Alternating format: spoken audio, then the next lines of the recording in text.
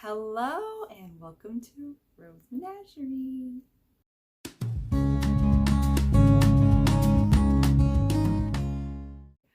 So we have officially started our kindergarten homeschooling year, and it's been going really well.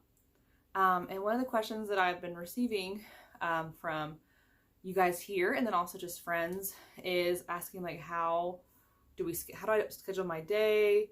How long do lessons take? And it's still kind of early right now. No lie, Monday was probably the hardest, trying to get everybody out of bed for one thing, and then just getting back to sitting down and working together.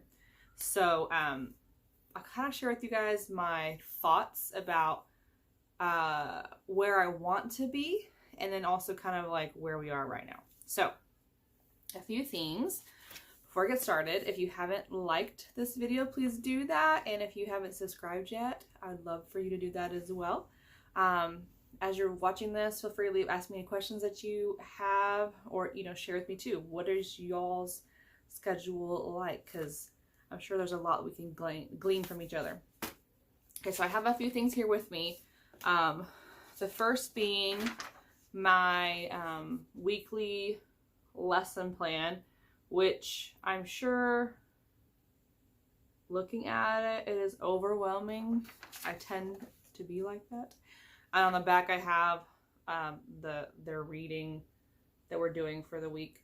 But this is how I keep sanity and making sure I have everything done that I need to get done. So I'll talk about it in just a second. So I have that with me. Oh, I grabbed our read alouds. I'm not really sure why, but I do have them. That's what we're doing this week. No David and David gets in trouble. And then I have this envelope. It's a little hanging one. I have one of these for every week of our homeschooling year. And then in it, it just has anything we need for the week. And so this week is ending tomorrow for us. We do a 4-day week. And so I have their stuff for tomorrow in here. So I thought I'd share that at least, because it's helpful to have everything just in one place, so that I'm not scrambling around trying to find things. Okay, so all right, how I want my day to go. We have, in a given day, we have 1, 2, 3, 4, 5, 6, 7, 8, 9, 10, 11, 12, 13, about 13-ish things that we are covering in a given day. I kind of follow a Charlotte Mason philosophy, so which her whole idea is that you give them a feast, your kids a feast of things, so a lot of variety and really short bits of time. So even though I have 13 things that we do throughout the day, it's not like you're taking 30 minutes for each thing and then you have a forever long day, 6.5 hour long day.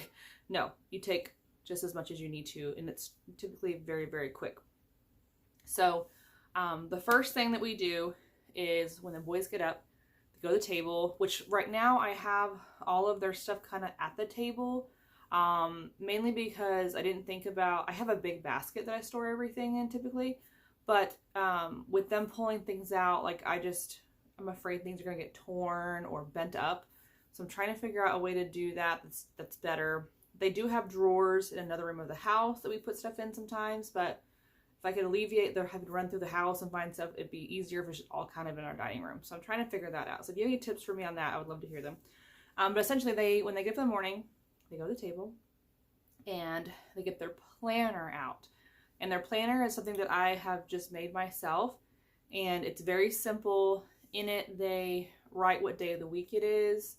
They distinguish how they are feeling at that time. So if they're tired or happy or mad.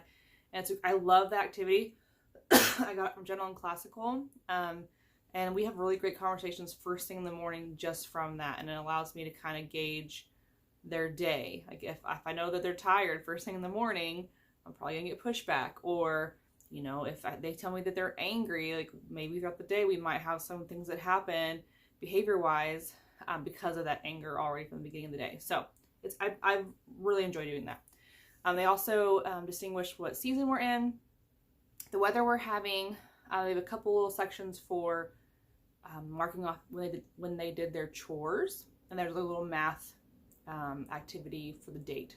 So it's like today was the 3rd. Today is the 3rd when I'm filming this, and their activity was to do 3 tally marks. So they just drew those tally marks. There's a little box where they draw a picture if they want to, and they've been drawing Pokemon, so those have been cute. So they do that, and then directly from that, they go into their handwriting booklet. And while they're doing those 2 things, I am getting breakfast ready. Like I said, this hasn't been working out perfectly every day, but that's my goal, is that breakfast is happening. I'm making it while they're doing it. And if I even finish making breakfast a little bit before they're done, I'll try to eat mine and take care of kind of me. And then so that when they finish their handwriting, they can wash their hands and get ready for breakfast, and they can be eating while I start doing the read aloud portions for the morning. And then we also do some like call and response type things. We'll do our catechism. We will do our scripture memory that we're working on right now. We read and recite our nursery rhyme. We read our daily poem. And we also have been doing our hymn during this time. And I've been reading from Theology as well. So we're getting all those things done during that time. Then when they finish breakfast, they go and take care of the rest of their morning jobs, getting dressed, brush their teeth, all that good stuff. And then I'm picking up in the kitchen. And then when we meet back together, let's see, what do we have left at that point? So at that point, all we have left to do is our word family and sight words, and then our book study, nature study, and then math and our virtue. And it's like, there's a couple things. One thing I didn't mention, which I probably should have. I just realized this is kind of crooked. That's bothering me. Oh well. I decided to not do everything this first week. So we're not doing math. We're not doing our virtue. But we're not doing prodigies. So we're not doing those 3 things this week. So that next week we will kind of have a foundation, and then we will start adding those things as well. So I'm not sure where those are going to jump in at quite yet, but they're just not here right now. So anyway, they've done their chores, and then we do go into either sight words or word family. They're kind of similar in that we do reading together, and then we do an activity with each one. So we do either of those. We do them both, but the order kind of changes. And then from there, all we have left is our read aloud. Just one second, I have someone coming.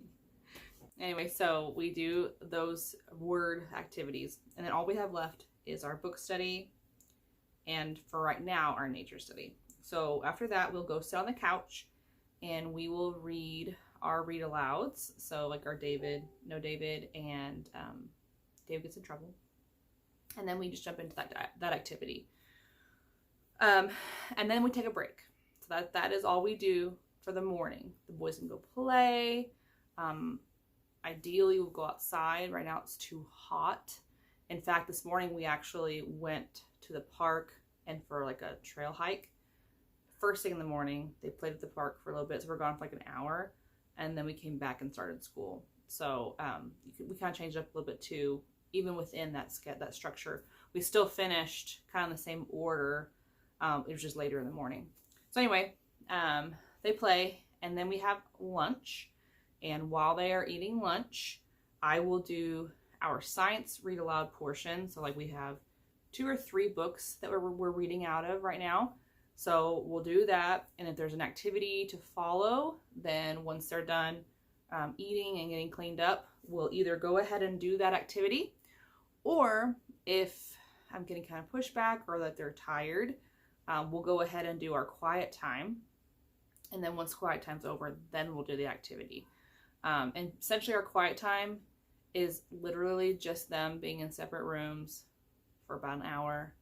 And the idea is that they are just having quiet time on their own. They can choose to play, they can choose to read or look at books or color. They can choose to rest. A lot of times Connor will just go to sleep. Liam will not. So, but it's just an hour of just quiet time. And then if, like I said, if they did not do the activity before that time, we'll go ahead and finish it afterwards. And if not, then we're done for the day, and then we just kind of hang out, play games. Like I said, ideally we'll be outside, but with it being 108 degrees outside, we are not doing that right now. But that's our day. And so with that being said, we're only missing math, virtue, and prodigies. Our math is 4 days a week as well, and it's only 15 minutes. So I'm thinking it'll be in the morning time. We'll squeeze it in there either after we're done, like right before breakfast, or right after breakfast, or just toward the end of what we're already doing. We'll kind of see how that goes. And then virtue and prodigies. Virtue will be every single day, Monday through Thursday. So I'm thinking that's going to be something that we do kind of like with our science time, either before or after the quiet time, depending on how behavior is. And then prodigies is just 1 day a week. And a lot of times I'll save that just for like the very last thing we do on that particular day. So like this year I have it scheduled for Wednesdays. So we'll probably just do it on Wednesday afternoon once we're done with everything. Like I said, this week we're not doing it, so it hasn't been something I've had to worry about yet. But like I said, it's been so nice not doing every single thing this first week. It's been very helpful as far as like creating a rhythm again, which we've been exhausted at the end of the day. Like they've been, excuse me, I have hiccups. They've been so tired that they're wired the past 2 nights. So yeah, that's been fun. And then I've just been exhausted. Like I have trouble sleeping ever since the boys were born, and I like am out within minutes. So I know we're all exhausted. But that's all I had to share. One thing I did want to leave you guys with, which I probably should have started the video with this, and apologies that I didn't. But we had a friend over yesterday for a play date, because you know, homeschoolers, we socialize. If you didn't know that, that's what we do. And anyway, they came over for like 3 hours, and we just chatted and played. The kids play, talked about Pokemon. That's our world right now. But one of the things that we talked about was when you're first starting out, how exhausting it is, and how it feels like you can't win, or everything's just really, really hard at first. It could be pushback from the kids. It could be just like, you know, trying to find your rhythm and not knowing where things are at, or just the things that you're not used to doing. It's just hard. So I want to encourage you, if it's your first time to dabble in this, to not be discouraged, because it is hard. There's just things that come up that you're not prepared for, or like you even as well as you thought something out, something still could just not be right. That's true for the classroom setting too, just FYI, in case that needs to be debunked. But yeah, your kids are learning the new routine just like you are trying to create and learn the routine too. So give you guys, everybody, grace, and just know that it can and probably will be hard, but that with time and, you know, with some structure and a schedule being put into place, that it should all be fine. We are well equipped to be able to spend time and teach our children. So anyway, that's what I have for you guys. I hope you have a blessed one, and I will see y'all next time. Be blessed.